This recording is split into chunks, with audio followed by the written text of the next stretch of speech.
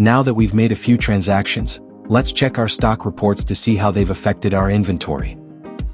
To access your stock reports, go to the side panel. Click on Reports under the Stock category. There are 3 types of stock-related reports, which are Product Profit Margin, Stock Card, and Stock Balance. In this video, we'll focus on the Stock Card and Stock Balance reports.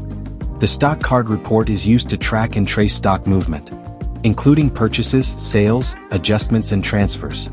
It's also useful for checking against your stock balance and reviewing costing calculations. Since we made some stock adjustments earlier, let's generate the report to review them.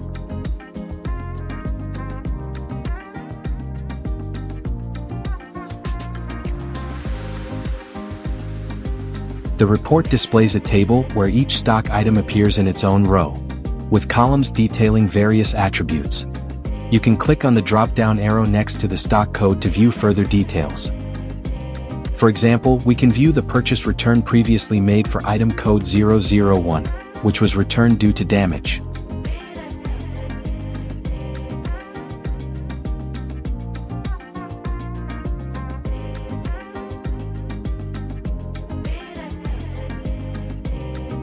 Next, let's look at the stock balance report.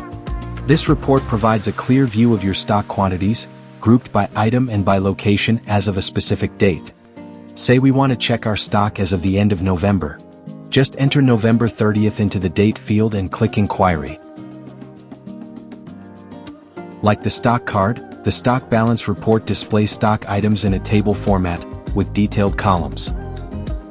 One of these is the location column, which shows where each stock item is stored. Useful if you manage inventory across multiple sites. And that's how you access and review both the stock card and stock balance reports in AutoCount Cloud Accounting. These reports help you maintain accurate, up-to-date inventory records across all transactions and locations.